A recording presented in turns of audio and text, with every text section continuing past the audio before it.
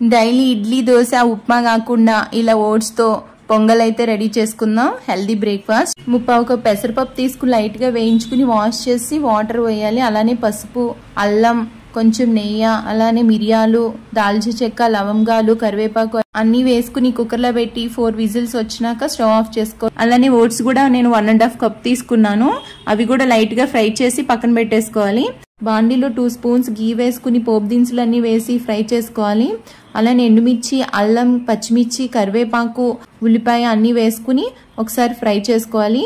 ఇప్పుడు ఇంగువ, సాల్ట్, అట్లానే క్రష్డ్ పెప్పర్, జీలకర్ర, ధనియాల పొడి వేసుకుని కొంచెం ఫ్రై చేసి వాటర్ వేసుకుని పసుపు వేసుకోవాలి.